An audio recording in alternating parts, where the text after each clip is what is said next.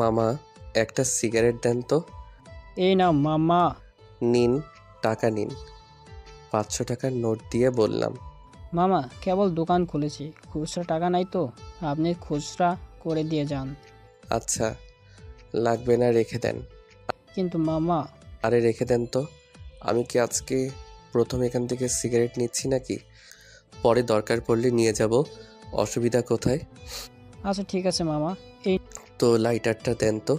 নিন। লাইটার দিয়ে বললাম। তারপর অনেক সিগারেট ধরিয়ে সোজা হাঁটতে লাগলো। ওহে, আপনাদের তো পরিচয় দেয়া হয়নি, আসেন এবার পরিচয়টা দিয়ে নেওয়া যাক। ছেলেটার নাম অনিক শিকদার। মা বাবা অনেক আদর করে ছেলের নামটা রেখেছিল, কিন্তু এলাকার লোকজন সবাই তাকে বখাটে নামেই জানে। মারামারি, খুন খারাপি, রাহজানি এসব যেন তার হাতের ময়লা। মারামারি, খুন খারাপি করতে তার একটু দ্বিধাবোধ লাগে না। অনেক এবার ইন্টার সেকেন্ড ইয়ারে পড়ছে। টানা 3 বছর হলে একই ক্লাসে পড়ে আছে, কোনো উন্নতি নেই। সে বছরে 365 দিনের মধ্যে হাতে গোনা 6 থেকে 7 দিন কলেজে যায়।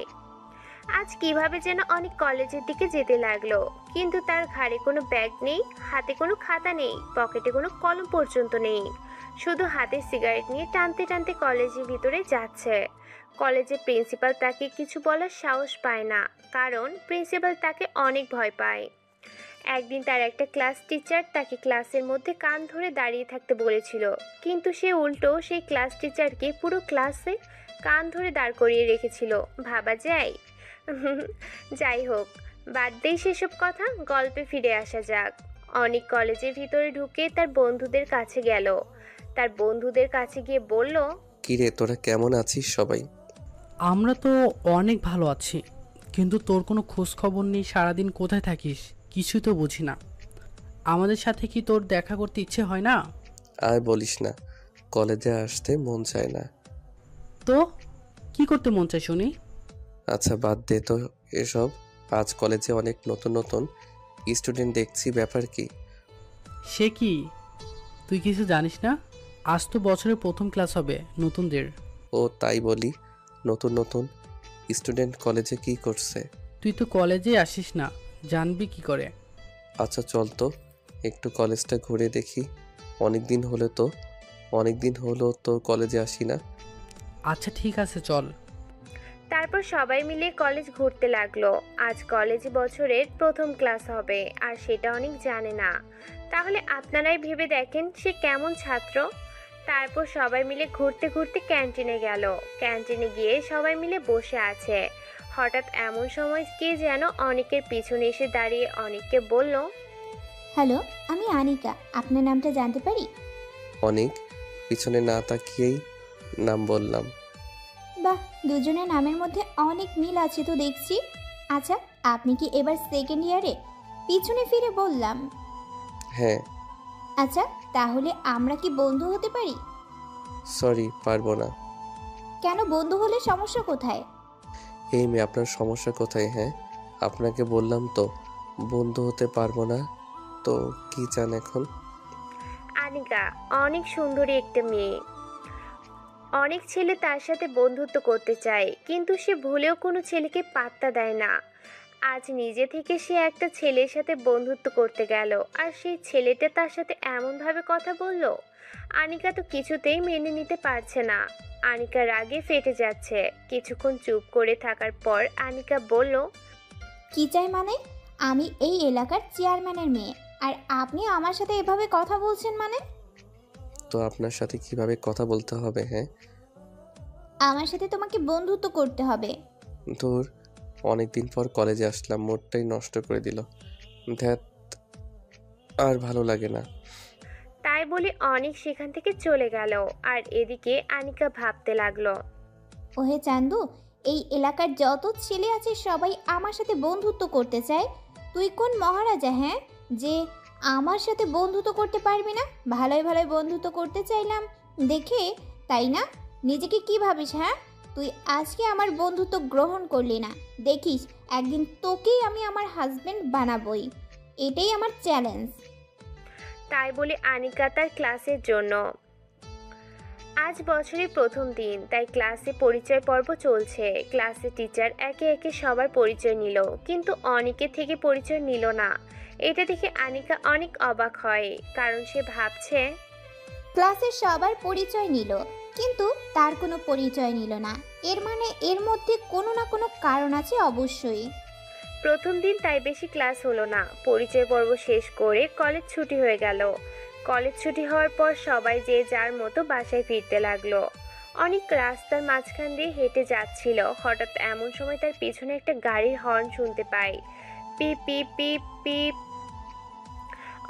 অনেকটা রেগে যায়। সে ভাবছে কে এত হর্ন দিচ্ছে।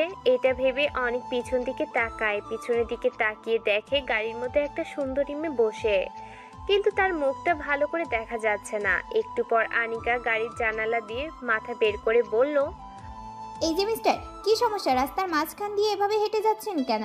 আর মানুষ চলাচল করবে না? অনেক আনিকাকে চিনতে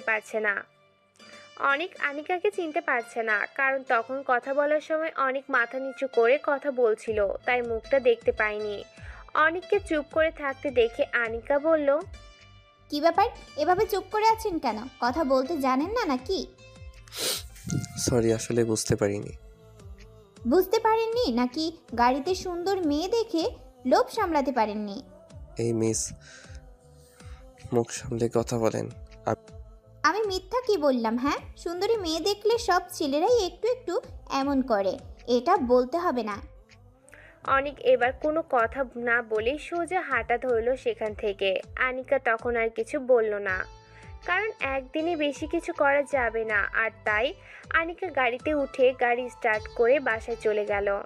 অনেক বাসায় গিয়ে একটু রেস্ট নেওয়ার জন্য শুয়ে পড়ে। এমন সময় হঠাৎ করে আনিকার ফোনটা বেজে ওঠে। হ্যালো ভাইয়া, আপনি কোথায় আছেন এখন?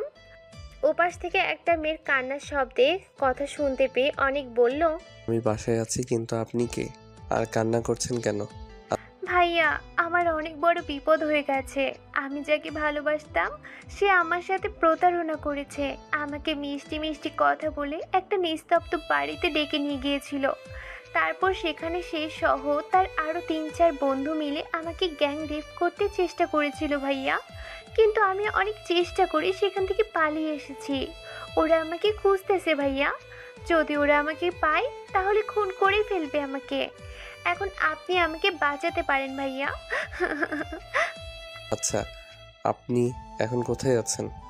এই তো 3 রাস্তার মোড়ে আছি। আচ্ছা, আপনি তাহলে একটা কাজ করেন, ওইখানে পশ্চিমে রাস্তা ধরে একটু সামনে গিয়ে বামে একটা বাড়ি পড়বে। সেই বাড়িতে গিয়ে আমার নাম বলবেন, তাহলে আপনাকে সেখানে আশ্রয় দেওয়া হবে। আর আমি এখনই আসতেছি। ঠিক আছে ভাইয়া। তাই বলে অনেক ফোনটা রেখে তাড়াতাড়ি করে বেরিয়ে পড়ে গাড়ি নিয়ে। তারপর অনেক মেয়েটাকে নিয়ে সোজা সেই ছেলেদের কাছে যায়। তারপর সে ছেলেদেরকে বলে, কিরে, তোরা নাকি এর সাথে অসভ্যতামি করতে চেয়েছিলি? কে বলছে আমরা অসভ্যতামি করতে চেয়েছিলাম? আমরা তো একটু মজা করতে চাইছিলাম, তাই বলে সবাই হাসাহাসি করতে লাগলাম। আমার মনে হয় তোরা ভুলে গেছিস কার সামনে দাঁড়িয়ে কি বলছিস। ও বাবা, আমার ভয় করছে। এই তোরা কেউ আমাকে বাঁচাও, আমাকে মেরে ফেলবে। তাই বলে সবাই হেসে উড়িয়ে দিলাম কথাটা। তোদের কি আমাকে দেখে ভয় হচ্ছে না? কে বেরে তুই? আর তুই একা এসেছিস? দেখেছিস আমরা কয়জন? আমার মনে হয় তোরা এই অনিকের নাম শুনিসনি। কি? কে অনিক? তুই? অনিক কি এতই সস্তা জিনিস যে কিভাবে আমাদের কাছে আসবে? তারা অনেকের নাম শুনেছে কিন্তু কোনোদিন চোখে দেখেনি, আর তাই এসব কথা বলছে। আচ্ছা দাঁড়া, তোদের দেখাচ্ছি মজা। তাই বলে অনেক সবার উপরে ঝাঁপিয়ে পড়ে, সবাইকে একেবারে শেষ করে দিল। সবাইকে মেরে ফেলার পর অনেক মেয়েটাকে নিয়ে বাসায় চলে গেল। মেয়েটা অনেক ভয় পেয়েছিল, কিন্তু তার সাথে সে অসভ্যতামি করতে চেয়েছিল সেটা ভেবে তার ভয়টাকে কাটিয়ে দিল। এরপর অনেক মেয়েটিকে তার বাসায় ড্রপ করে দিয়ে সে তার নিজের বাসায় চলে যায়। কিছুদিন পর অনেকেই যেন একটা কাজে কোনো একটা জায়গায় যাওয়ার জন্য বেরিয়ে পড়ে। মাঝ রাস্তায় গিয়ে আটকা পড়ে জ্যামের জন্য। রাস্তায় প্রচুর জ্যাম ছিল। অনেক চেষ্টা করছিল তাড়াতাড়ি যাওয়ার জন্য, কিন্তু জ্যামের কারণে যেতে পারছিল না। অনেক জ্যাম ছোটার অপেক্ষায় ছিল। অনেকের পাশেই আনিকাও জ্যামে আটকা পড়েছে। আনিকা অনেককে লক্ষ্য করে তার সাথে কথা বলতে চাইলো, কিন্তু অনেক এখানে তাকে কোনো পাত্তাই দিল না। আনিকা এবার প্রচন্ড রেগে গেল। সে ভাবছে, কিসের এত অহংকার? হ্যাঁ, আমার মতো একটা সুন্দরী মেয়ে তার সাথে কথা বলতে চাই আর সে আমাকে পাত্তাই দিল না। তোকে আমি শায়েস্তা করেই ছাড়বো। তোকে যদি আমি আমার বশে আনতে না পারি তাহলে আমিও চেয়ারম্যানের মেয়ে নই। আনিকা এটা ভেবে বলছে আজকে ওকে একটা শায়েস্তা করতেই হবে। তাই বলে আনিকা অনেকের পিছু নেয়। অনেক যেতে যেতে একটা ঘন জঙ্গলের মধ্যে দিয়ে যাচ্ছিল। নিস্তব্ধ এলাকা, ঘন জঙ্গল, তার মধ্যে কোনো বসতি ছিল না। আশেপাশে কোনো বাড়ি নেই। অনেক যেতে যেতে একটা বাড়ির সামনে গাড়ি রেখে বাড়ির ভিতরে চলে গেল। আনিকা তাই দেখে অনেকের পিছনে পিছনে গেল। আনিকা দেখতে পেল ঘরের মধ্যে একজনকে একটা চেয়ারে দড়ি দিয়ে বাঁধা। পাশে আরো কয়েকটা লোক দাঁড়িয়ে আছে। অনেক কিছুক্ষণ কি যেন বলল, তারপর হঠাৎ করে কোমর থেকে একটা চাকু বের করে সোজা লোকটার বুকের মধ্যে ঢুকিয়ে দিল। এটা দেখে আনিকা নিস্তব্ধ হয়ে দাঁড়িয়ে রইল। সে ভাবছে, এটা আমি কাকে দেখছি? এটা কি সেই অনিক যাকে কলেজের সবাই ভদ্র চোখে দেখে? অনিককে দেখে সবাই কত ভদ্র ভাবে, আর তার ভদ্রতার আড়ালে এমন হিংস্রতা লুকিয়ে আছে। আনিকা এতদিন অনিক নামের একটা বখাটেকে জানতো। এলাকা সবার মুখে শুনেছে সে বখাটের নাম। শুনেছিল অনেক অনেক খারাপ একটা ছেলে। সে সারাদিন মারামারি খুন খারাপি করে বেড়ায়। আমি আজ যাকে দেখছি তাহলে এই সেই অনিক যাকে সবাই বখাটে নামে জানে। আমি কোনোদিন ভাবতেও পারিনি অনিক এমন বখাটে বেরোবে। আনিকা এসব ভেবে যাচ্ছিল। আনিকা না চাইতেও তার মনের মধ্যে অনেকের জন্য ঘৃণা জমতে লাগে। আনিকা এখন অনেককে অনেক ঘৃণা করে। আনিকা সেখান থেকে সোজা তার বাসায় চলে যায়। আনিকা অনেকের এরূপ কিছুতেই মেনে নিতে পারছিল না। এর কিছুদিন পর অনেক একটা দোকানে বসে সিগারেট খাচ্ছিল। তখন তার পাশ দিয়ে হাসান যাচ্ছিল। হাসানকে দেখে অনেক বলল, কি রে, কোথায় যাস এভাবে? ওহ, তুই এখানে? আর আমি তোকে কোথায় না কোথায় খুঁজে বেড়াচ্ছি। কেন রে, আমাকে এভাবে খোঁজার কারণ কি? কেন, তুই কিছু জানিস না? আমি আবার কি জানবো?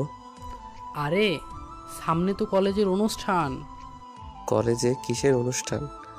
আরে এমনি কলেজে কুইজ প্রতিযোগিতা হয়েছিল, তাই পুরস্কার বিতরণের অনুষ্ঠান। আর অনুষ্ঠানে যেন ভালো মতো হয় সেই দায়িত্ব আমাদেরকে দেওয়া হয়েছে। তো ভালো কথা, তোরা কাজ করবি, অসুবিধা কোথায়? আর আমি এইসবের ভিতরে নাই। আমার এসব একদম ভালো লাগে না। না রে দোস্ত, তোকেও আমাদের সাথে থাকতে হবে। আরে তুই তো জানিস আমার ওসব ভালো লাগে না, তাহলে কেন এভাবে বলছিস? আরে আমরা তো একা সব কিছু সামলাতে পারবো না, তোকে থাকতে হবে দোস্ত। প্লিজ না করিস না, এইটা আমাদের প্রেস্টিজের ব্যাপার। আচ্ছা ঠিক আছে, যা। তো কাকে কাকে দায়িত্ব দিয়েছে? আমাকে, সজল, রাব্বি, সুমন, রোকন, বাপ্পি, রাকিব, আনিকা আর তুই, আমাদের সবাইকেই থাকতে হবে। আচ্ছা, এই অনিকাটা কে রে? কেন, তুই জানিস না? আমি কি করে চিনবো? ও হ্যাঁ, তাই তো, তুই তো কলেজে যাস না, চিনবি কিভাবে? আরে এটা হলো আমাদের চেয়ারম্যান সাহেবের মেয়ে আনিকা। ও আচ্ছা, ভালো। তাই বলে অনিক সেখান থেকে চলে গেল। অনিককে কেউ বোঝে না। সে কখন কি করে কেউ জানে না, বা কেউ জানার বা বোঝার চেষ্টা করে না। অনিকের যখন যা মন চায় তখন তাই করে, আর তাই কেউ তাকে বিরক্ত করে না। এদিকে হাসানও সেখান থেকে চলে গেল। কলেজে অনুষ্ঠানের আগের দিন হাসান অনিককে ফোন করে বলল, হ্যালো দোস্ত, কোথায় তুই? এই তো বাসায় আছি। কেন রে? তাড়াতাড়ি কলেজে চলে আয়। এখন এই সময় কলেজে কেন? আরে তুই কি ভুলে গেলি কালকে কলেজের অনুষ্ঠান? তো সব কিছু ব্যবস্থা করতে হবে না? এখনই যেতে হবে? হ্যাঁ, এখনই চলে আয়, আমরা কলেজে আসছি। আচ্ছা ঠিক আছে, তোরা থাক, আমি আসতেছি। ফোনটা কেটে দিয়ে অনেক চলে গেল কলেজে গিয়ে সবাই মিলে আয়োজনের সব ব্যবস্থা করছে। এরপর সবাই মিলে কাজ ভাগাভাগি করে নিল। সবাই ভাগাভাগি করে নেওয়ার শেষে হাসান অনিককে বলল, আচ্ছা অনিক, তুই আর আনিকা বাজার করে নিয়ে আয় তো। কেন রে, আমি এখানে থাকি না? আরে যা তো, দুজনে বাজার করে নিয়ে আয়। দেখছিস তো আমরা সবাই কাজ করছি, তুই ওর সাথে যা। ওকে। তাই বলে সবাই যে যার মতো কাজে লেগে পড়ল। এদিকে অনিক এবং আনিকা একা রয়ে গেল। আনিকা অনিককে একা পেয়ে বলল, এই যে বখাটে অনেক। অনিক আনিকার মুখে অনিক আনিকার মুখে তার এই নাম শুনে একটু অবাক হয়ে যায়, কারণ কলেজে কেউ তার এই নাম জানে না। কলেজে সবাই তাকে অনেক ভালো জানে। আনিকার মুখে এমন কথা শুনে অনিক তাকে বলল, এই যে মিস, আমি বখাটে না। কে বখাটে আর কে বখাটে না সেটা আমার খুব ভালো করেই জানা আছে। আপনি খুনি একটা, আমি সব জানি। আপনি কথায় কথায় মানুষ খুন করেন। অনিক আনিকার মুখে এমন কথা শুনে নিস্তব্ধ হয়ে দাঁড়িয়ে আছে। আনিকা তাই রেখে আবার বলল, আমি কোনো বখাটের সাথে বাজার করতে যেতে পারবো না। পারবেন না কেন? আমি যে আপনার সাথে যাব, কে জানে আপনি আমাকে খুন করবেন না বা কিডন্যাপ করে নিয়ে যাবেন না। যদি আমাকে মেরে ফেলেন তখন আমি কি করব? আর তাই আমি একটা খুনির সাথে বাজারে যেতে পারবো না। আনিকা ভয়ে ভয়ে কথাগুলো বলে সেখান থেকে চলে গেল। এদিকে অনিকের মনের কোনো পরিবর্তন নেই, সে যেমন ছিল তেমনই রয়ে গেল, কারণ তাকে রোজই বখাটে নাম শুনতে হয়, আজকের প্রথম না। আর তাই সে আনিকার কথায় কিছু মনে করেনি। এদিকে অনিকের উপর যেহেতু বাজারের দায়িত্ব দেওয়া হয়েছে, তাই অনিক একাই বাজার করতে চলে গেল। অপরদিকে আনিকারও কোনো একটা কাজের জন্য বেরিয়ে পড়ল। আনিকা তার বাবার গাড়ি নিয়ে কাজে বেরিয়ে পড়ল। রাস্তায় যখন আনিকা জ্যামে আটকা পড়ল, তখন আনিকার কাছে একটা ছোট্ট মেয়ে এসে বলল, আপা ফুল নেবেন? ফুলগুলো কত করে পিস? 10 টাকা করে আপা। আচ্ছা তাহলে আমাকে 10টা ফুল দাও। এই নিন আপা। এই নাও টাকা। তাই বলে 500 টাকার নোট বের করে দিলাম। আপা আমার কাছে তো ভাঙতি নাই। আচ্ছা সমস্যা নেই, ওইটা তোমার কাছে রেখে দাও। ঠিক আছে আপা। তারপর মেয়েটি সেখান থেকে চলে যায়। এদিকে আনিকা সেখান থেকে চলে যায়। ঘটনাক্রমে মেয়েটি অনিকের কাছেও যায়। আনিকা সেটা লক্ষ্য করে অনিকের দিকে এগিয়ে গেল। তারপর আনিকা লক্ষ্য করলো অনিক মেয়েটিকে বলছে, কি অবস্থা রিয়া? এই তো ভাইয়া, খুব ভালো। তোমার কি অবস্থা? এই তো তোমাদের দোয়ায় আছি। আচ্ছা সবাইকে ডেকে নিয়ে আসো, খেতে যাব। আচ্ছা ঠিক আছে ভাইয়া, একটু অপেক্ষা করো। আচ্ছা। তারপর মেয়েটিকে সব ছেলে মেয়েদের ডেকে নিয়ে আসলো, যারা রাস্তায় ফুল বিক্রি করে। এটা দেখে তো আনিকা পুরো অবাক হয়ে যায়। আনিকা অবাক হয়ে দাঁড়িয়ে সব কিছু দেখছে। এরপর অনিক তাদেরকে নিয়ে একটা রেস্টুরেন্টে ঢুকলো আর সবাইকে পেট পুরে ইচ্ছা মতো খাওয়ালো। অনিক নিজেও পেট পুরে খেয়ে নিল। এরপর অনিক তাদের সাথে অনেকক্ষণ গল্প করলো। অনিক তাদের সাথে অনেকক্ষণ গল্প করার পর তাদেরকে কিছু টাকা দিয়ে সেখান থেকে চলে গেল। সেটা দেখে তো আনিকা আরো অনেক বেশি অবাক হয়ে যায়। এটা সে কাকে দেখছে? এটা কি সেই অনিক যে বখাটে? এটা কি সেই অনিক যে কথায় কথায় মানুষ মেরে ফেলে? আনিকার মাথায় সব প্রশ্ন ঘোরাফেরা করছে। এরপর আনিকা চিন্তা করলো ওই বাচ্চাগুলোকে ধরে অনিকের পরিচয় জানতে হবে। এরপর আনিকা অনিককে চলে যেতে দেখে ভাবলো এবার বাচ্চাগুলোকে ধরে তার পরিচয় জানতে হবে। কথা মতো আনিকা ওই বাচ্চাগুলোর মধ্যে একটা মেয়েকে ডেকে বলল, এই বাবু শোনো। জি আপা বলেন। ওই ছেলেটা কে যে তোমাদের খাবার খাওয়ালো আবার টাকা দিল? ও ওইটা তো আমাদের অনিক ভাইয়া। ওই যে বস্তিটা দেখছেন, আমরা সবাই ওখানেই থাকি। অনিক ভাইয়া প্রায় প্রতিদিনই আমাদের কাছে আসে। অনিক ভাইয়া আমাদের খাবার কিনে দেয়, অনেক রকম খেলনা কিনে দেয় জানেন। অনিক ভাইয়া আমাদের পড়াশোনা করার জন্য একটা স্কুলের ব্যবস্থা করে দিয়েছে। আমরা সবাই সেখানেই পড়াশোনা করতে পারি। খুব ভালো তো। হ্যাঁ আপা, অনেক ভালো। কিন্তু ভাইয়াটার না অনেক কষ্ট জানেন। তার আবার কিসের কষ্ট? আপা, ভাইয়ার মা বাবা তাকে বাড়ি থেকে বের করে দিয়েছে। ভাইয়া মাঝে মাঝে অনেক কান্না করে। ভাইয়ার যখন কষ্ট হয় তখন আমাদেরও অনেক কষ্ট হয়। আমি প্রায় প্রতিদিনই চুপি চুপি দেখি ভাইয়ার কান্না করা। পিচ্চি মেয়েটার মুখে অনিকের এমন কথা শুনে কখন যে আনিকার চোখ দিয়ে পানি ঝরে পড়লো সেটা সে বুঝতেও পারেনি। আনিকার অনেকের প্রতি এক অজানা ভালো লাগা কাজ করতে শুরু করে তখন থেকে। আনিকা কেমন যেন মায়ায় বন্দী হয়ে যাচ্ছে আস্তে আস্তে। এরপর আনিকা সেখান থেকে চলে যায়। অনুষ্ঠানের দিন খুব সকালে আনিকা তাড়াতাড়ি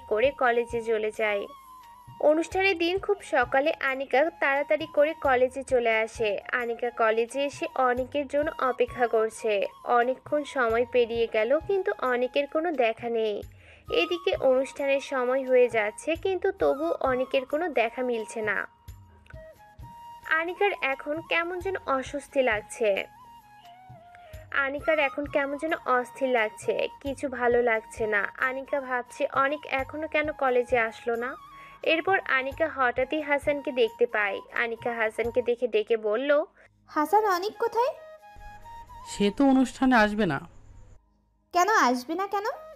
তার তো এসব অনুষ্ঠান ভালো লাগে না। যদিও অনুষ্ঠানে আসে তাহলে কিছুক্ষণ থেকেই চলে যায়। আচ্ছা, তুমি ওকে একটু আসতে বলো না। ওকে বলে কোনো লাভ হবে না, ও আসবে না। এটা শুনে আনিকার অনেক মন খারাপ হয়ে যায়। সে ভেবেছিল আজকে অনেকের কাছে মাফ চাইবে কালকের ব্যবহারের জন্য, কিন্তু আজকে তার কোনো পাত্তাই নেই। আর আনিকার এসব ভেবে কোনো লাভও নেই, কারণ অনেক তাকে একদমই পাত্তাই দেয় না। এরপর খুব ভালো করে অনুষ্ঠানটা শেষ হয়ে যায়। অনুষ্ঠান শেষে আনিকা হাসানের কাছে থাকে, অনেকের নাম্বারটা নেয়। অনুষ্ঠান শেষে আনিকা হাসানের কাছ থেকে অনেকের মোবাইল নাম্বারটা নেয়। এরপর আনিকা ভাবে তার পরিচয় গোপন করে অনেকের সাথে ফোনে কথা বলবে। কথা মতো আনিকা বাসায় গিয়ে রাতে অনেকের ফোনে কল দেয়।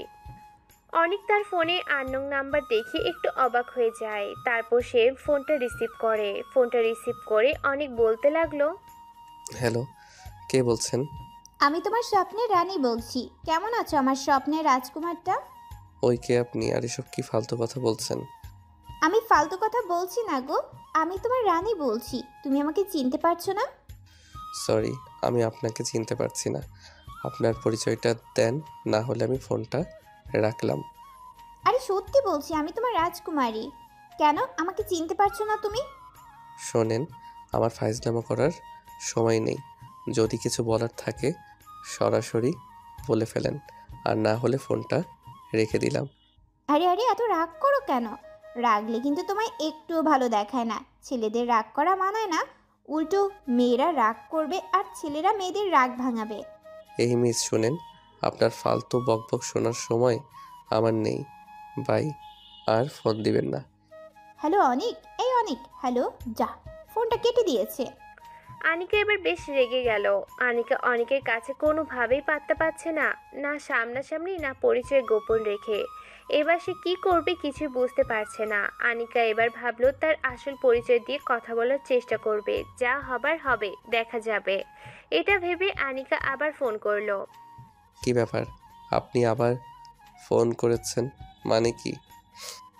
আরে অনিক, তুমি আমাকে চিনতে পারলে না? আমি আনিকা। কোন আনিকা?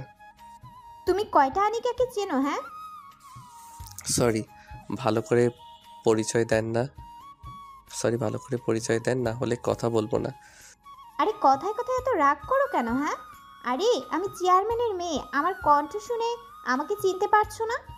সরি, আপনাকে চেনার জন্য আমি বসে নেই। কি বলার জন্য ফোন করেছেন সেটা বলেন। আনিকা অনেকের মুখে এমন কথা শুনে অনেক রেগে যায়। আনিকা মনে মনে ভাবছে, কিসের এত ভাব? হ্যাঁ, নিজে থেকে কথা বলতে গিয়েছি, এই জন্য তার এত অহংকার দেখাতে হবে? আমার সাথে একটু ভালো করে কথা বললে কি হয়? হ্যাঁ, কি হলো, আপনি কিছু বলবেন নাকি আমি ফোনটা রেখে দেব? আরে ফোনটা রাখবি কেন?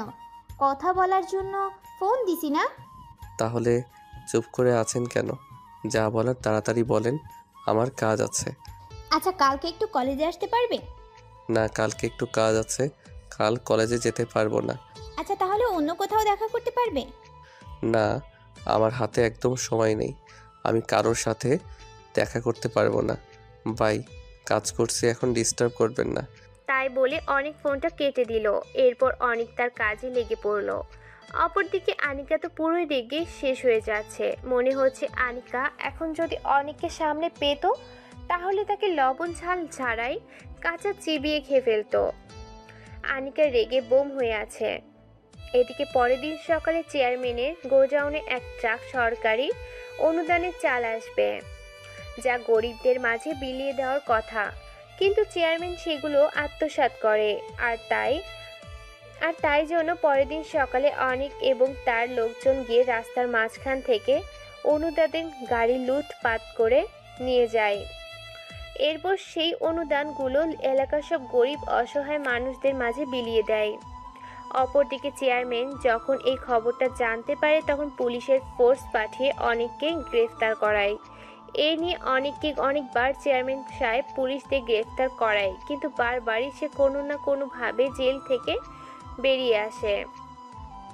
কিন্তু এইবার একটু জটিলভাবে অনেককে গ্রেফতার করায়। পুলিশ তাকে জেলখানায় নিয়ে গিয়ে ইচ্ছামতো মারতে শুরু করে। তার কাছে থেকে অনুদানের ট্রাক কোথায় রাখা হয়েছে সেটা জানতে চায়, কিন্তু সে কিছুতেই বলে না। এদিকে অনেকক্ষণ পর চেয়ারম্যান থানায় এসে অনেকের কাছে গিয়ে বলল, কী রে, কেমন লাগছে মার খেতে? তোর লজ্জা করে না বারবার আমার সাথে এভাবে পাঙ্গা নিতে? আর কতবার জেলে আসতে চাস? আমিও তো বলি চেয়ারম্যান সাহেব, আর কত আমাকে এইসব পুলিশ দিয়ে গ্রেফতার করাবেন? সেই তো কিছুক্ষণ পর চলে যাব। অনেক ভালোই বলছি, আমাদের অনুদানের চালের ট্রাক কোথায় রেখেছিস বলে দে, না হলে কিন্তু তুই আজকে জেলখানার মধ্যে শেষ হয়ে যাবি। আমিও দেখতে চাই কেমন আমাকে এই 4 দেয়ালের মধ্যে বন্দি রাখতে পারেন। ওই ওর ইচ্ছা মতো পিটান, যতক্ষণ পর্যন্ত অনুদানের ট্রাক কোথায় রেখেছে না বলবে ততক্ষণ মারতেই থাকবেন। যদি মরে যায় সেই ব্যবস্থা আমি দেখব। ঠিক আছে চেয়ারম্যান সাহেব, আপনাকে সেটা চিন্তা করতে হবে না। আপনি এখন যান, আমি দেখছি ব্যাপারটা। তারপর চেয়ারম্যান সাহেব থানা থেকে চলে গেল। এদিকে পুলিশ ইন্সপেক্টর অনেককে মারতে শুরু করলো আবারও।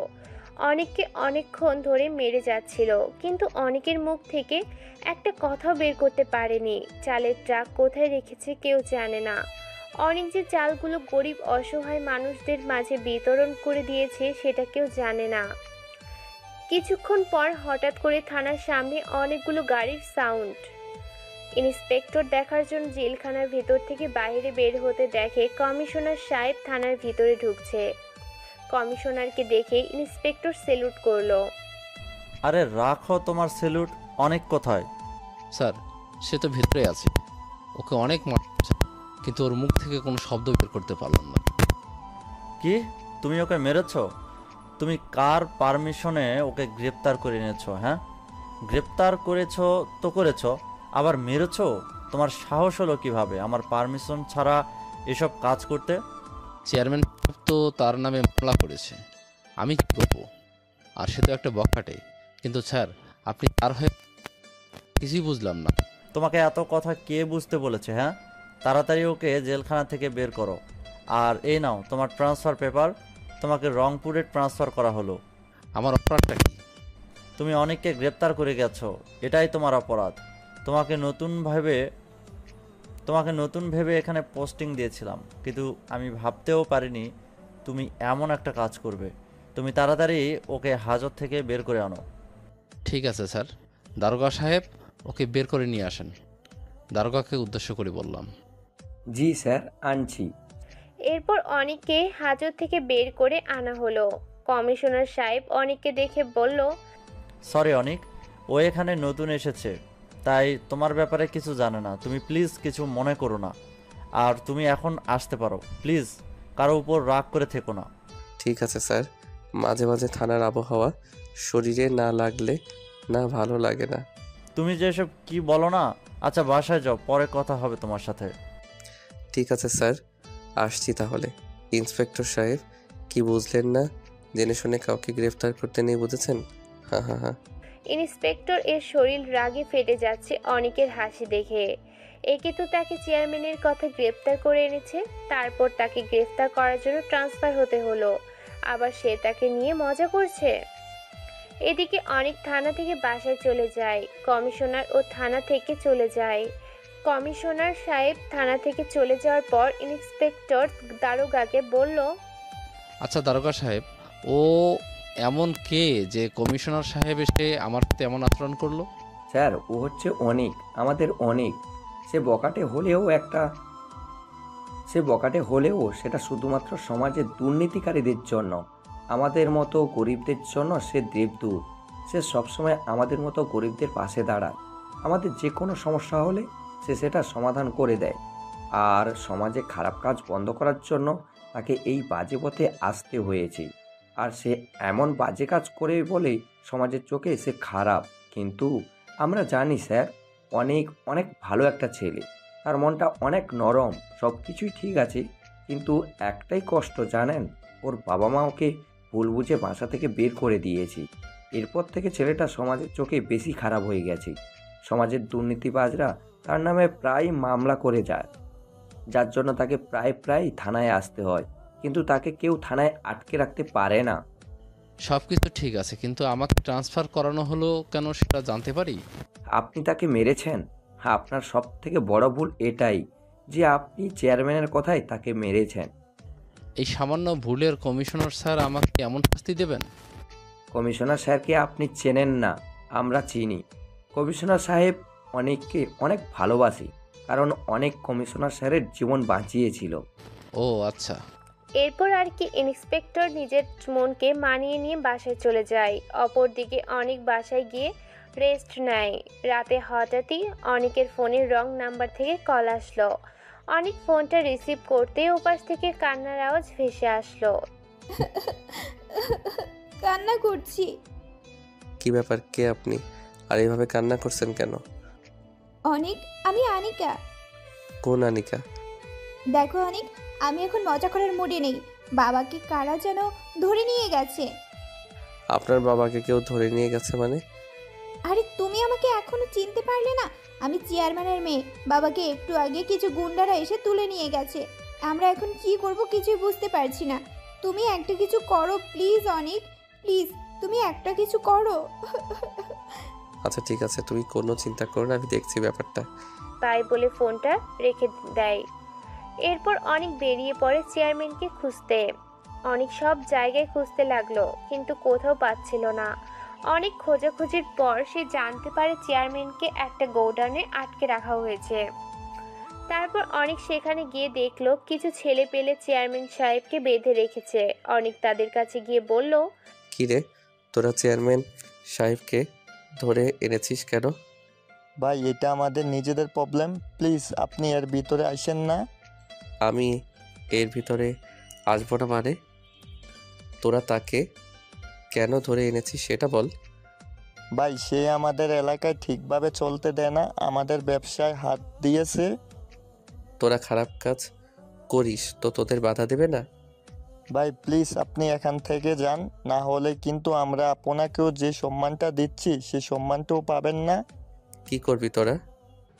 আরে এত কথা বলার কি আছে, মেরে দেই না ওকে।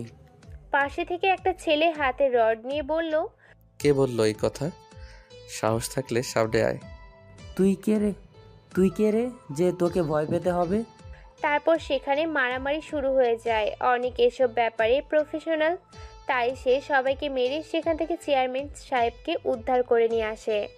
চেয়ারম্যান সাহেব অনেকের এমন আচরণে অনেক অবাক হয়, কারণ সে ভাবছে যাকে সে এলাকার বখাটে নামে জানে, যার বিরুদ্ধে অনেকবার অ্যাকশন নিয়েছে, অনেকবার জেল হাজতে পাঠিয়েছে, সে তাকে বাঁচাবে এটা কখনো আশা করেনি। চেয়ারম্যান সাহেব অনেককে বলল, অনিক, আমি সত্যি কখনো ভাবতে পারিনি তুমি আমাকে কখনো এভাবে সাহায্য করবে। আমি তোমার বিরুদ্ধে এত অ্যাকশন নিলাম, বিশেষ করে তোমাকে আজ গ্রেফতার করে যে মার খাওয়ালাম, তারপরেও যে তুমি আমাকে এখানে বাঁচাতে আসবে এটা আমি ভাবতেও পারছি না। তুমি আমাকে মাফ করে দিও অনিক, তোমার সাথে অনেক খারাপ আচরণ করেছি।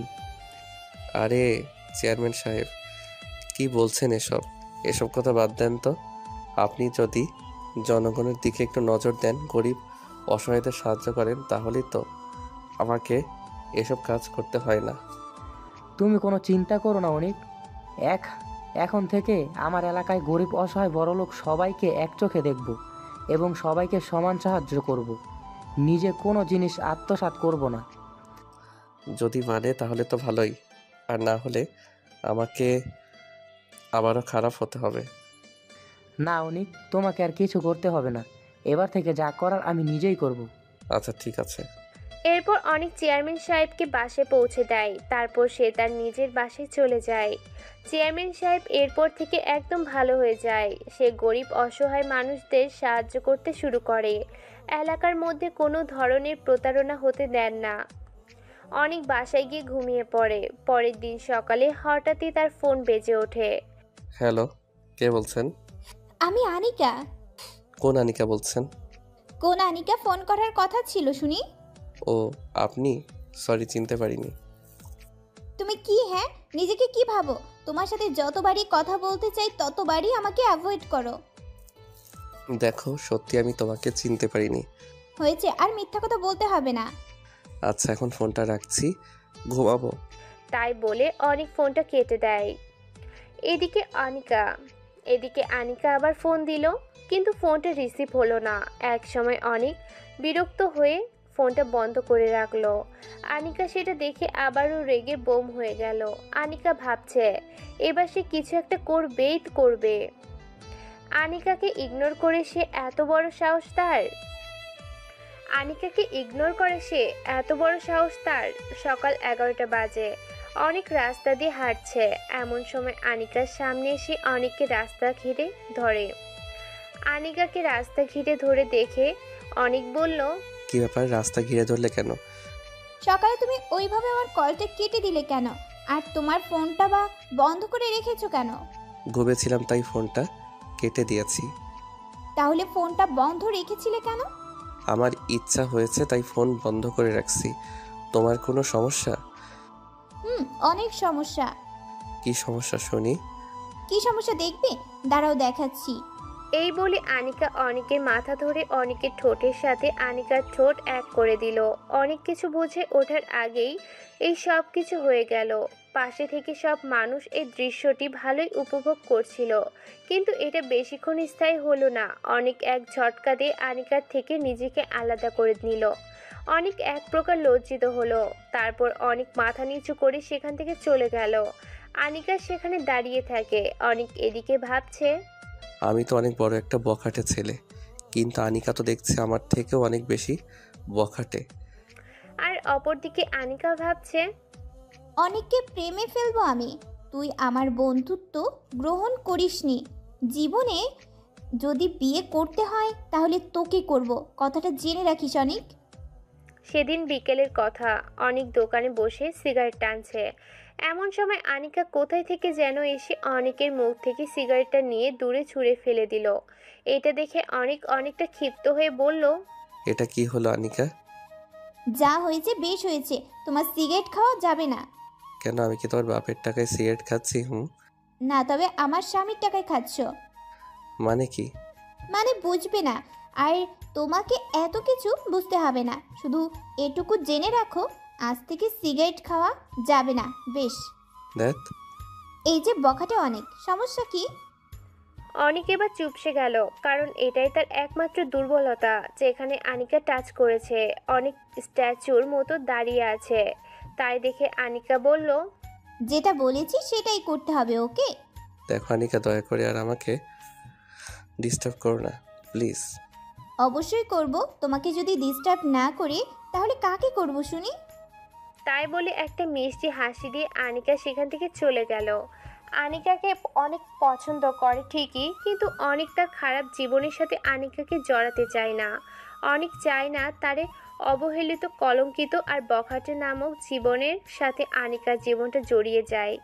আর তাই হয়তো অনেক সবসময় আনিকাকে এড়িয়ে চলে। যেহেতু আনিকা কিছুতেই তার কথা বুঝতে চাচ্ছে না, তাই অনেক ভাবলো আনিকাকে সব কিছু বুঝিয়ে বলবে। সেজন্য অনেক তখনই আনিকাকে ফোন দেয়। হ্যালো আনিকা। আজ সূর্য কোন দিকে উঠেছে? মিস্টার অনেক আমাকে ফোন দিয়েছে। কাল কলেজে তাড়াতাড়ি আসবে, তোমার সাথে কিছু কথা আছে। ওকে, ঠিক আছে। এরপর অনেক ফোনটা কেটে দিল। এদিকে আনিকা ভাবছে অনেক হয়তো কাল তাকে প্রপোজ করবে, আর তাই সে অধীর আগ্রহ নিয়ে কালকের দিনটার জন্য অপেক্ষা করতে থাকলো। পরের দিন কলেজে আনিকা অনেক আগে এসে অনেকের জন্য ওই দিকটায় বসে অপেক্ষা করছে, কিন্তু অনেকের কোনো খোঁজ নেই। এখনো অনেক আসেনি। কিছুক্ষণ পর অনিক আসলো, কিন্তু আনিকা সেদিকে খেয়াল করেনি। অনিক এসে আবার রীতিমতো আনিকার কারোর উপর ক্রাশ খেলো, কারণ আনিকা আজ নীল শাড়ি পরেছে, হাতে কাছে চুড়ি, চোখের কাজল দিয়েছে, আর কপালে ছোট্ট একটা টিপ, একেবারে মায়ার ভরা মুখ। যদিও আনিকা অনিকের উপস্থিতি টের পায় নাই, পরক্ষণেই আনিকা বুঝতে পারলো অনিক এসেছে। অনিকের দিকে তাকিয়ে সেও অবাক হলো, কারণ অনিক তার দিকে এক পলকে তাকিয়ে আছে। পরে পরে আনিকার কথায় অনিক নিজেকে হারিয়ে যাওয়া কল্পনা থেকে ফিরে পায়। এরপর আনিকা বলল, এই যে হ্যালো, কি দেখছেন এভাবে? এই যে কি হয়েছে তোমার? কই কিছু না তো। তাহলে এভাবে চুপ করে দাঁড়িয়ে আছো কেন? এমনি। আচ্ছা, তুমি কি যেন বলবে বলে ডেকেছিলে? বলবো তো। অনিক ভাবছে সে আজ আনিকাকে সবকিছু বুঝিয়ে বলবে, তাই সে বলতে শুরু করলো। দেখো আনিকা, আমি তোমাকে ভালো। এই অনিক এগুলো কি বলছে? সে তো এগুলো বলতে আসেনি। অনেক বলো তুমি আমাকে কি? না দেখো আনিকা, আমি আসলে তোমাকে কিছু বলতে এসেছি। সেটা তো আমি জানি, কিন্তু কি বলার জন্য ডেকেছো তা তো বলবে। আনিকা আসলে আমি। অনিকের কথা আবারও আটকা পড়ে যায়। অনিক কোনোদিন কোনো কথায় বাঁধেনি, কিন্তু আজ সে কেন যেন আনিকার কথায় বেঁধে যাচ্ছে। অনিক বুঝতে পারলো সে আনিকার মায়ায় জড়িয়ে পড়েছে, আর তাই সে কোনো কথা না বলে সেখান থেকে চলে যেতে লাগলো। কিন্তু আনিকা পিছন থেকে দেখে অনিককে জড়িয়ে ধরলো। অনিক বুঝতে পারছে তার সাথে ঠিক কি হচ্ছে, কিন্তু সে নিজেকে ছাড়িয়ে নিল না, কারণ সেও যে আনিকাকে ভালোবেসে ফেলেছে। কিন্তু তারপরেও সে নিজেকে আনিকা থেকে আলাদা রাখতে চায়। তার মনটা কি সব সময় তাড়া করে বেড়ায়, কারণ সে একজন বখাটে ছেলে, সমাজে তাকে সবাই বখাটে নামেই চেনে। এই কথা মনে হতেই অনেক আনিকার থেকে নিজেকে ছাড়িয়ে নিল, আর সে আনিকাকে কিছু একটা বলতে যাবে, ঠিক তখনই কোথায় থেকে যেন কিছু পোলাপান মিশে অনিককে বলছে, কি রে, সেদিন তো আমার অনুপস্থিতিতে আমার লোকজনের সাথে খুব মারামারি করলি, আজ দেখি তোর কত দম। শোনো, এখন আমি মারামারি করার মুডে নাই, প্লিজ এখন ডিস্টার্ব করিস না। কেন রে, আমাদেরকে দেখে ভয় পেয়ে গেলি?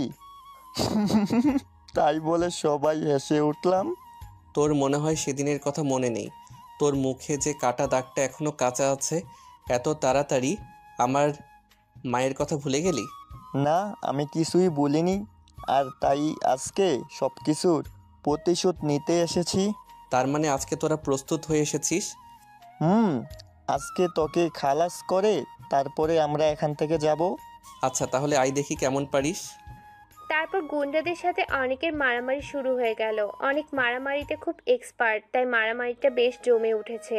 অনেক সবাইকে মেরে প্রায় কাহিল করে দিয়েছে। অনেক সামনে থেকে একটা ছেলেকে মারতে হঠাৎ করে একজন পিছন থেকে এসে অনেকের পিঠে চাকু ঢুকিয়ে দিল। পিছন থেকে ছুরি মারলি? সাহস থাকলে সামনে থেকে মার দেখি। তাই বলে ছেলেটাকে টেনে সামনে নিয়ে এসে পিঠ থেকে চাকুটা বের করে সেটা দিয়ে ছেলেটা শেষ করে দিল। এরপর সে চাকু দিয়ে আরও 2-3 জনকে শেষ করল। এটা দেখে বাকি সবাই ভয়ে পালিয়ে গেল। সবাই চলে যাওয়ার পর অনেক তার পিঠে হাত দিয়ে মাটিতে বসে গেল। অনেকের পিঠ দিয়ে অঝরে রক্ত ঝরতে লাগলো। এটা দেখে আনিকা চিৎকার করে কান্না করতে লাগলো। ওই তুমি কান্না করছো কেন? তাড়াতাড়ি গাড়িটা বের করো, হাসপাতালে যেতে হবে। তুমি কেন এসব মারামারি করো? এসব মারামারি না করলে কি তোমার হয় না? দেখো, আজ যদি তোমার কিছু একটা হয়ে যেত, তাহলে আমি কাকে নিয়ে স্বপ্ন দেখতাম? তুমি এসব কথা এখন বন্ধ করবে? তাড়াতাড়ি গাড়িটা বের করো, এসব আমার নিত্যদিনের খেলা। গাড়ি তো বের করবই, কিন্তু তার আগে বলো তুমি এসব কাজ ছেড়ে দিবে? এই জন্যই আমার মেয়েদের একদম পছন্দ না। এদিকে আমি মারা যাচ্ছি, ওদিকে তার বকবক শেষ হচ্ছে না। থাকো তুমি, তোমার গাড়ি আনতে হবে না, আমি একাই চলে যাচ্ছি। তাই বলে অনেক তার শার্টটা খুলে পিঠে পেঁচিয়ে নিয়ে হাঁটতে শুরু করলো। এদিকে আনিকা শুধু কেঁদেই যাচ্ছে। অনেকে হেঁটে যাও দেখে আনিকা দৌড়ে গিয়ে গাড়ি স্টার্ট করলো। তারপর অনেকের কাছে গিয়ে অনেককে গাড়িতে উঠিয়ে হাসপাতালে নিয়ে গেল। এরপর অনেককে নার্সটা ধরে তাড়াতাড়ি করে অপারেশন থিয়েটারে নিয়ে যাওয়া হলো। এরপর অনেককে নার্সরা ধরে তাড়াতাড়ি করে অপারেশন থিয়েটারে নিয়ে যাওয়া হলো। এরপর ডাক্তার তার চিকিৎসা শুরু করে দিল। এদিকে আনিকা থিয়েটারের বাইরে বসে ফুপিয়ে ফুপিয়ে কান্না করেই যাচ্ছে। আনিকার কান্না যেন আজ থামার নয়। আনিকা ভাবছে, আর যদি অনেকের কিছু হয়ে যেত তাহলে আমার কি হতো? আমি কাকে নিয়ে বাঁচতাম? যাকে ভালোবাসলাম তাকে বকাটে হতে হলো। কেন আমার সাথে এমন হয়? আমি তো চেয়েছিলাম একটা সাধারণ ছেলেকে ভালোবাসতে, যে সব কিছু ভুলে শুধু আমার দুষ্টু মিষ্টি আবদারগুলো পূরণ করবে আর আমাকে তার পৃথিবী ভেবে সব থেকে বেশি ভালোবাসবে। আমার ভালোবাসায় কি কোনো কমতি আছে? কেন অনেক বাজে কাজে নিয়োজিত? অনেক একবার সুস্থ হয়ে উঠুক, আমি ওর কাছ থেকে সব জেনে ছাড়বো কেন বকাটে হয়েছে। ওর বকাটে হওয়ার পিছনের কারণটা না জানা অবধি আমার শান্তি নেই। শুধু শুধু আমার চোখের জল ঝরছে, আর কিছুই ভালো লাগছে না। ডাক্তার চেক করে কখন থিয়েটার থেকে বেরোবে? আনিকা বসে বসে কান্না করছে আর এসব ভেবে যাচ্ছে। এদিকে ডাক্তার অনেকক্ষণ চিকিৎসা করার পর থিয়েটার থেকে বেরিয়ে আসলো। ডাক্তারকে থিয়েটার থেকে বের হতে দেখে আনিকা দৌড়ে গেল ডাক্তারের কাছে। ডাক্তার, এখন অনেকের কি অবস্থা? ও এখন কেমন আছে? ও সুস্থ আছে তো? আরে তো ঘাবড়াবেন না, রোগী এখন বিপদমুক্ত। আমার যা করা দরকার আমি করেছি, এখন শুধু কিছুদিন বেড রেস্ট নিতে হবে। Thank you doctor, thank you so much. Most welcome. আমি কি এখন ভিতরে যেতে পারি? হ্যাঁ অবশ্যই। ঠিক আছে ডাক্তার। তাই বলে আনিকা অনেকের কাছে চলে গেল। আনিকা ভিতরে গিয়ে দেখলো অনেক বেডের উপর শুয়ে আছে। পাশে নার্স স্যালাইন পরিবর্তন করে দিচ্ছে। আনিকা অনেকের কাছে গিয়ে বসলো। তারপর অনেকের হাত ধরে বলল, এখন কেমন লাগছে অনেক? মোটামুটি ভালো। আনিকা মনে মনে যা ভেবেছিল সেসব অনেককে বলতে চাইলো, কিন্তু আবার পরক্ষণে ভাবলো এটাই তো হাসপাতাল, এখানে এইসব কথা বলা যাবে না। আর তাই আনিকা সেসব কথা বলল না। এদিকে নার্স স্যালাইন পরিবর্তন করে কেবিন থেকে বেরিয়ে যেতে লাগলো। এমন সময় আনিকা নার্সকে বলল, নার্স, অনেককে কবে বাসা নিয়ে যাওয়া যাবে? এখন তো অনেক সেভ আছেন, তাই চাইলে কাল সকালেই নিয়ে যেতে পারবেন। ধন্যবাদ আপনাকে। তাই বলে নার্স কেবিন থেকে বেরিয়ে গেল। এদিকে আনিকা অনেকের সেবা করা শুরু করে দিল। সারা দিন ধরে আনিকা হাসপাতালে বসে অনেকের যখন যেটা প্রয়োজন হচ্ছে সেটা করে দিচ্ছে। অনেককে কি ওষুধ খাওয়ানো, আবার খাওয়ানো সব কিছু। অনেককে কি ওষুধ খাওয়ানো, খাবার খাওয়ানো সব কিছু নিজেই করছে। এরপর দেখতে দেখতে রাত হয়ে যায়। তখন অনেক আনিকাকে বলল, আনিকা, অনেক রাত হয়ে গেল, তুমি বাসায় যাও। তোমাকে এখানে রেখে আমি বাসায় যাব? হ্যাঁ, বাসায় যাও, আঙ্কেল বাসায় অনেক চিন্তা করবে। কিন্তু তোমাকে একা রেখে আমি কিভাবে বাসায় যাব? আরে আমার কোনো সমস্যা হবে না, আর কোনো সমস্যা হলে নার্সরা তো আছেই, সো তোমাকে কোনো চিন্তা করতে হবে না, তুমি বাসায় যাও। আচ্ছা ঠিক আছে। এরপর আনিকা বাসায় চলে গেল। এদিকে অনেক ওষুধ খেয়ে ঘুমিয়ে পড়ল। পরের দিন সকালে আনিকার ঘুম ভাঙতে একটু দেরি হয়ে যায়, আর তাই তাড়াতাড়ি করে বিছানা থেকে উঠে ফ্রেশ হয়ে নাস্তা করে হাসপাতালে ছুটে চলে যায়। হাসপাতালে এসে কেবিনে গিয়ে দেখলো অনেক বেডে নেই। আনিকা তো অনেক চিন্তিত হয়ে গেল। এরপর আনিকা কেবিন থেকে বেরিয়ে নার্সের কাছে গিয়ে বলল, নার্স, অনেক কোথায়? কালকের পেশেন্টটা? উনি তো সকাল সকাল চলে গেছে।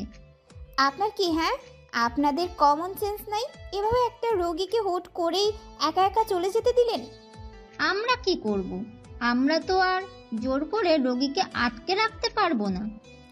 তাই বলে ক্ষিপ্ত হয়ে আনিকা হাসপাতাল থেকে বেরিয়ে গেল।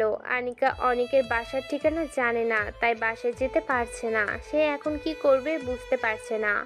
আনিকা বাসায় এসে অনেককে একটা কল দিল। হ্যালো অনিক, এটা কি হলো বলো তো? কোনটা কি হলো? তুমি কাউকে কিছু না জানিয়ে হাসপাতাল থেকে বাসায় চলে গেলে মানে? এখন আমি সুস্থ আছি তো হাসপাতালে থেকে কি করব? হাসপাতালে থেকে কি করবে মানে? ডাক্তার তোমাকে বেড রেস্ট নিতে বলেছে, তুমি হুট করে এভাবে হাসপাতাল থেকে চলে যাবে? আমার জন্য একটু অপেক্ষা করতে পারলে না? তোমার জন্য কেন অপেক্ষা করব? আমার জন্য অপেক্ষা করবে না তো কার জন্য অপেক্ষা করবে? আমি কারোর জন্যই অপেক্ষা করব না। কেন অপেক্ষা করবে না কেন? আমার ইচ্ছা তাই অপেক্ষা করব। তোমার কোনো সমস্যা? হ্যাঁ, অনেক সমস্যা। তাহলে তুমি তোমার সমস্যাগুলো নিয়ে বসে থাকো, আমার কি? অন্তর, তুমি আমার সাথে এভাবে হেয়ালি করে কথা বলছো কেন? তাহলে কিভাবে কথা বলবো বলো? আমার সাথে একটু ভালো করেও তো কথা বলতে পারো নাকি? না, আমি ভালো করে কথা বলতে পারি না। তুমি না একটা রসকসহীন মানুষ। হ্যাঁ, আমি রসহীন মানুষ, তাতে কার কি?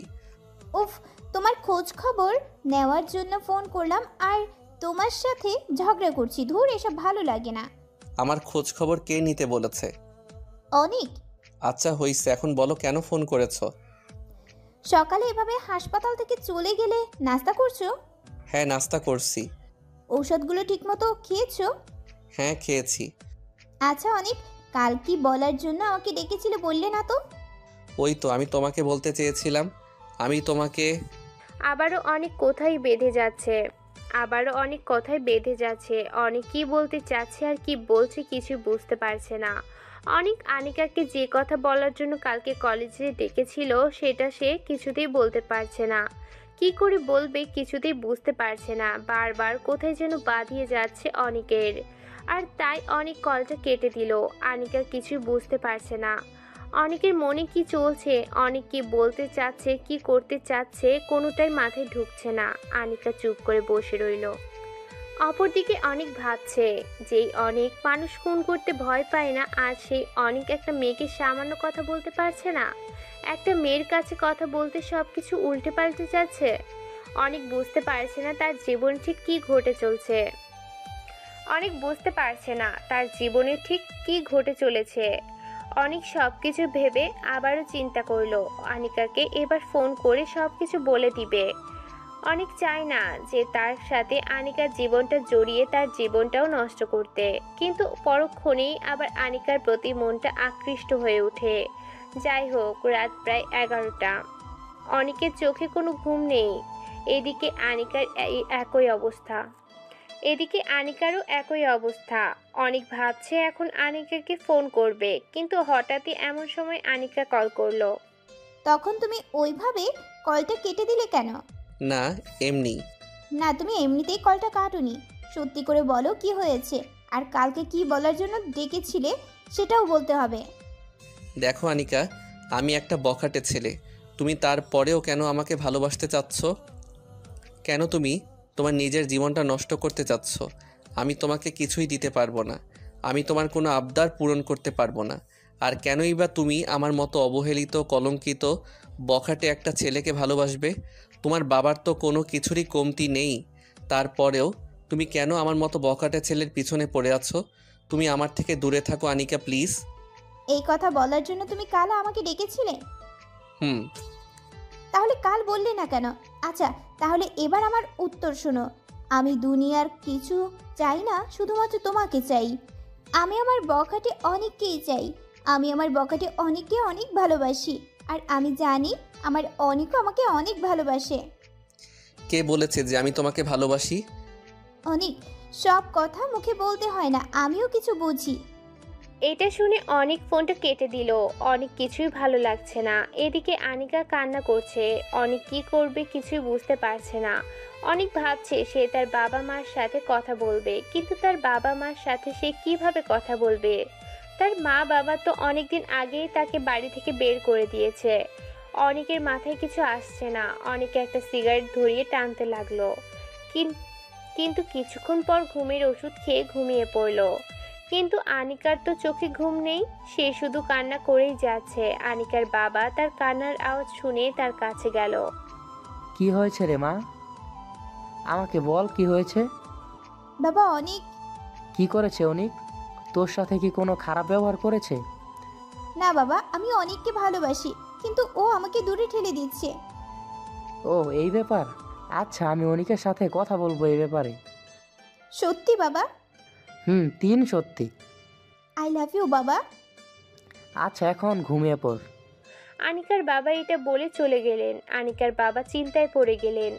অনেক এক কথার মানুষ, সে কি শুনবে তার কথা? চিন্তা এবার ঘুম হারাম হয়ে গেল তার। পরের দিন সকালে অনেক চা খাচ্ছে চায়ের দোকানে বসে। এমন সময় আনিকার বাবার আগমন। অনিক, এদিকে শোনো একটু। জি আঙ্কেল, কিছু বলবেন? কিছু বলার ছিল। জি আঙ্কেল, বলেন কি কথা? অনিক, তোমার কাছে একটা জিনিস চাইবো, দেবে? আরে আঙ্কেল, কি বলেন এগুলো? আমার মতো একটা বখাটে কি দিতে পারে আপনাকে? তারপরে বলেন কি দিতে পারি আপনাকে। অনিক, আমি আনিকার জন্য তোমাকে ভিক্ষা চাই, প্লিজ না করো না। তুমি না করলে মেয়েটা আমার শেষ হয়ে যাবে, সে নিজেকে শেষ করে ফেলবে। আঙ্কেল, আনিকা আমার অতীতের সম্পর্কে তো কিছুই জানে না। আঙ্কেল, আমি আনিকাকে ঠকাতে চাই না, আর তাই আমি আনিকার থেকে দূরে থাকার চেষ্টা করছি। আর সত্য কখনো চাপা থাকে না।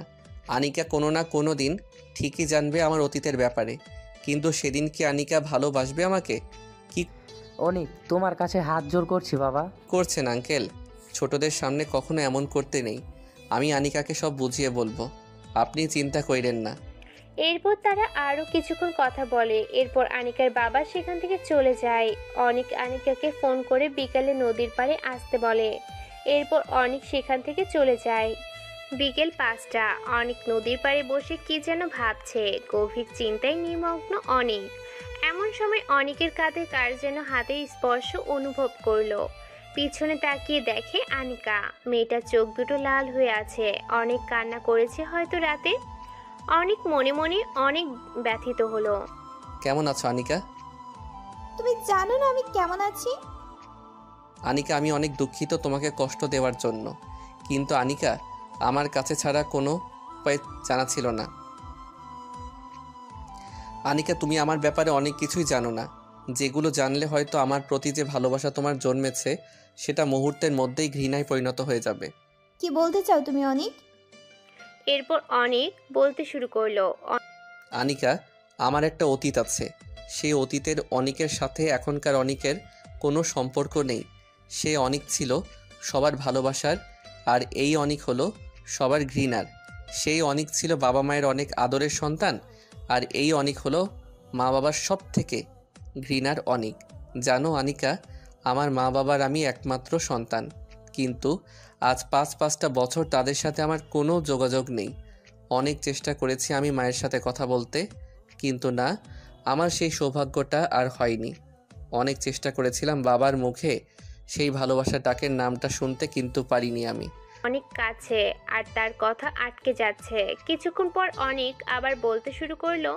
জানো আনিকা, আমি যখন অনার্সে পড়ি তখন একটা মেয়ের সাথে পরিচিত হয় আমাদের পরিচয়টা ছিল অনেক কাকতালীয়। মেয়েটার নাম ছিল আফরোজা মিলি। আমাদের পরিচয় হয় একদিন রাতে। সেদিন রাতে খুব বৃষ্টি হচ্ছে, আর আমি আমার নানুর বাসা থেকে বাইকে চড়ে বাসায় আসছি। এমন সময় একটা মেয়ে হাত নাড়িয়ে আমাকে দাঁড়াতে বলল। কি ব্যাপার, এভাবে দাঁড় করালেন কেন? এই ঝুম বৃষ্টিতে কেউ কি এমনিতেই কাউকে দাঁড় করায়? হ্যাঁ, তাও তো ঠিক। তো আমি আপনাকে কিভাবে সাহায্য করতে পারি?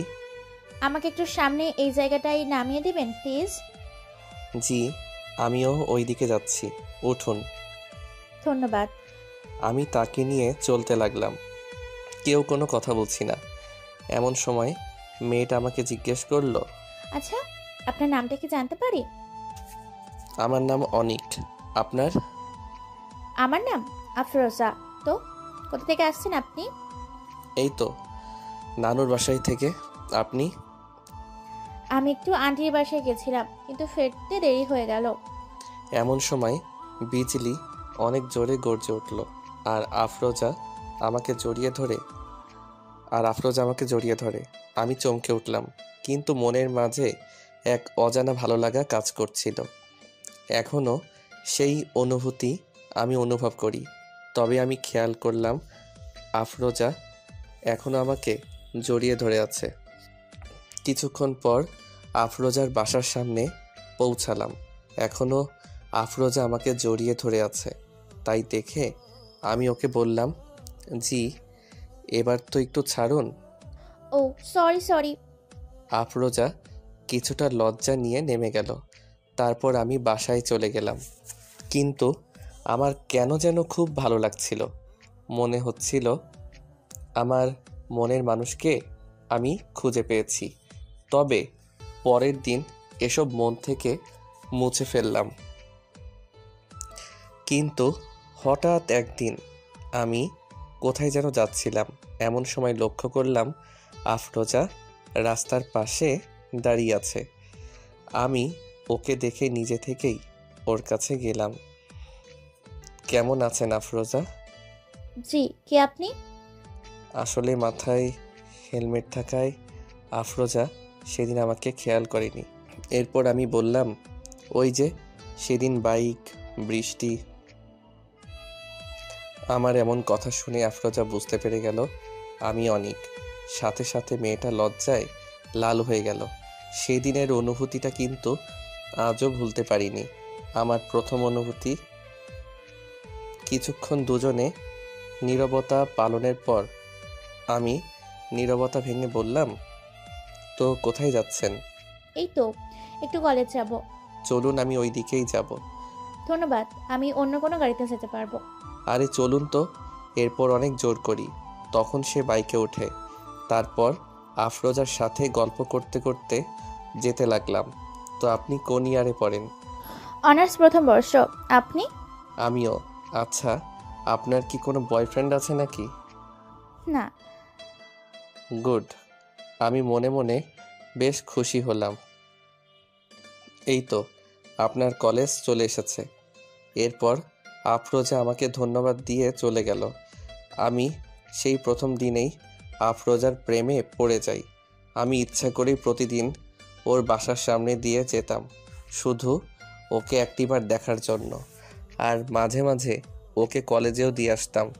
ও যেতে চাইতো না, কিন্তু আমি জোর করে নিয়ে যেতাম। এইভাবেই ওর সাথে আমার পরিচয়। ভালো বন্ধুত্ব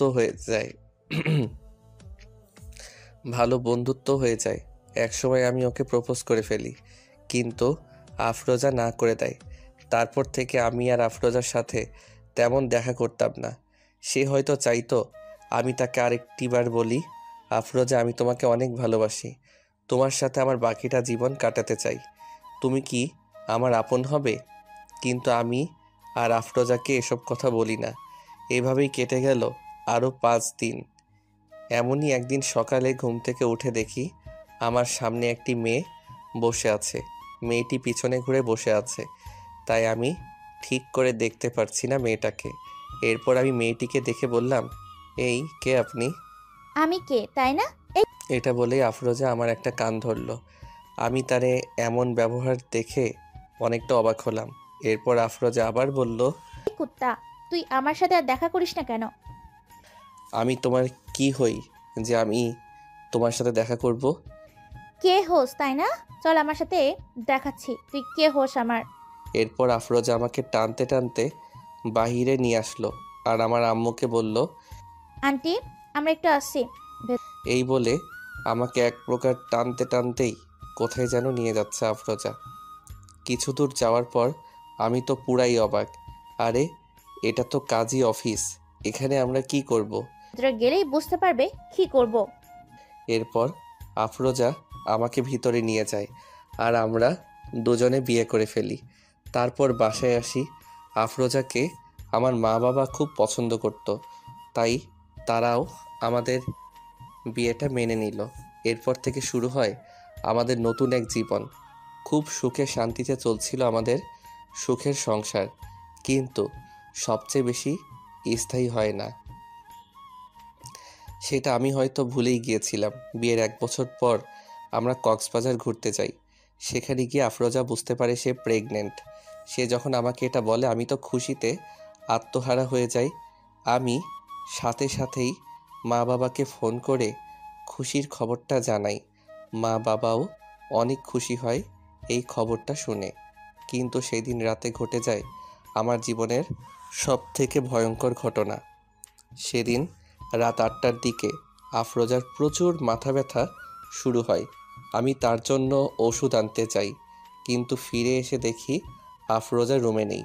আমি পাগলের মতো আফরোজাকে খুঁজতে লাগি, কিন্তু কোথাও আমি আমার আফরোজাকে খুঁজে পাচ্ছিলাম না। কি করব কিছুই বুঝতে পারছিলাম না। এমন সময় দেখি অনেক দূর থেকে কে যেন বাঁচাও বাঁচাও বলে চিৎকার দিতে লাগলো। আমার আর বুঝতে বাকি রইল না সেটা আফরোজা। আমি সেখানে দৌড়ে চলে যাই, কিন্তু ততক্ষণে ওরা আমার আফরোজাকে শেষ করে ফেলে। তারা সবাই মিলে আমার আফরোজাকে গ্যাং রেপ করে। আমি সেখানে যাওয়ার আগেই তারা আমার কলিজা আফরোজাকে দুনিয়া থেকে বিদায় করে দেয়। আনিকা, আমি সেদিন আমার আফরোজাকে বাঁচাতে পারিনি আনিকা। আমি কান্না করতে করতে আর কথাই বলতে পারছি না। আমার কলিজাটা অনেক চিৎকার করেছিল, ওদের কাছে হাত জোড় করেছিল, কিন্তু তারা আমার কলিজার কোনো কথাই শোনেনি। তারা আর আফরোজাকে বাঁচতে দিল না। তাদের শত্রু ছিলাম আমি, কিন্তু তারা আমার আফরোজাকে মেরে ফেলল। আমি কান্নায় ভেঙে পড়ি। ওরা ওরা আমাকে মারতে পারতো, কিন্তু অনিক আর কোনো কথা বলতে পারছে না, বুকটা ফেটে যাচ্ছে কান্নায়। এবার অনিকের কথাগুলো শুনে আনিকাও কেঁদে দিল। আনিকা তার কান্নাকে থামাতে পারছে না। কিছুক্ষণ পর অনিক আবার বলতে শুরু করলো, জানো আনিকা, আফরোজা অনেক অনেক ভালো ছিল। সে আমার মা বাবার অনেক আদরের ছিল। আফরোজার কেউ ছিল না, তাই সে আমার মা বাবাকে তার নিজের মা বাবা মনে করত। সে একাই পুরো বাড়ি গুছিয়ে রাখতো। অনেক পাগলের মতো কান্না করেছে। আনিকা কিছু না বুঝেই নিজের ওড়না দিয়ে অনেকের চোখের পানি মুছে দিল। আনিকা ভাবছে এত কষ্ট নিয়ে একটা মানুষ কিভাবে আছে। অনেক আবার স্বাভাবিক হয়ে বলতে শুরু করলো, তারপর আমি বাসায় চলে আসি। অনেক কিছু মনের মধ্যে বাসা বাঁধতে শুরু করে। বাসায় যাওয়ার পর কলিং বেল বাজাতেই মা মিষ্টির প্যাকেট নিয়ে আমার সামনে আসে, কিন্তু আফরোজাকে মা না দেখতে পেয়ে আমাকে জিজ্ঞেস করে, আফরোজা কোথায়? আনিকা, আমি তখন কোনো উত্তর দিতে পারিনি। আমি সেদিন বোবা হয়ে গিয়েছিলাম। আমি মা বাবাকে বলতে পারিনি মা, আফরোজা আর নেই। আমি কিছু না বলেই বাসা থেকে বের হয়ে আসি। আমার মা বুঝতে পারে কিছু একটা হয়েছে। আমি পরে মাকে সব কিছু খুলে বলি। সেদিন আমার মা বাবা আমাকে বাসা থেকে বের করে দেয়, কারণ সব দোষ আমার ছিল। আমি ওদের শত্রু ছিলাম, কিন্তু ওরা আমাকে না মেরে আমার কলিজাকে মেরে ফেলেছে। তারপর থেকে আমি আর কোনো দিন বাসায় যাইনি। হয়ে গেছি একটা বখাটে ছেলে। সবার চোখে হয়ে যাই ক্রিমিনাল। আমি পরে তাদের সবাইকে খুন করি যারা আমার কলিজাকে মেরে ফেলেছে। তারপর আমাকে জেলেও যেতে হয়েছে। অনেক পাগলের মতো কান্না করছে, সাথে আনিকাও কাঁদছে। আনিকা বুঝতে পারছে না সে কি করবে। কিছুক্ষণ পর আনিকা সেখান থেকে চলে যায়। অনেক আনিকার চলে যাওয়া দেখে ভাবছে, আমি জানতাম আনিকা আমার অতীতের ঘটনা জানলে তুমিও আমাকে ঘৃণা করবে। আমার প্রতি তোমার যে ভালোবাসা, সে ভালোবাসাটা থাকবে না। দেখেছো আনিকা, আমি আজ সঠিক। তোমাকে বলেছিলাম আমাকে তুমি ভালোবাসতে পারো না, কারণ আমি অনেক খারাপ একটা ছেলে। আমার অতীতের ঘটনা শুনে সেই তো আমাকে একা করে চলে গেলে সবার মতো। অনেক আরও কিছুক্ষণ নদীর পাড়ে থেকে একটু মনটাকে হালকা করে বাসায় চলে যায়। পরের দিন সকালে আনিকা অনেককে কল করে। অনেক আনিকার নাম্বার থেকে কল আসা দেখে অনেকটা অবাক হয়ে যায়। এরপর অনেক কলটা রিসিভ করলো। অনেক কোথায় আছো? নদীর পাড়ে আসতে পারবে একটু প্লিজ? কেন? আরে আসো না অনেক, প্লিজ না করো না। আচ্ছা, আসতেছি। এরপর অনেক ফ্রেশ হয়ে চলে গেল নদীর পাড়ে। সেখানে গিয়ে দেখে একটা নীলপরি, মানে আনিকা নীল শাড়ি পরে আছে। অনেক পিছন থেকে কাশি দিল। ওহ, এসেছো তুমি? হুম। অনেক একটা কথা বলতে পারি? হ্যাঁ বলো। অনেক, আমি কি তোমার আফরোজা হতে পারি? হতে পারি কি তোমার সুখ দুঃখের কষ্টের সাথী? আনিকা, তুমি জানো আমি একটা বখাটে, তারপরেও। অনেক কিছু বলার আগেই আনিকা একটা কিস করে দিল অনেকের ঠোঁটে। আমি এই বখাটেকেই চাই। এরপর অনেককে জড়িয়ে ধরে আনিকা বলল, প্লিজ অনেক, তুমি আমাকে ফিরিয়ে দিও না প্লিজ। আনিকা অনেক রিকোয়েস্ট করতে থাকে। অনেকের অজান্তেই তার হাত জোড়া আনিকাকে জড়িয়ে ধরে।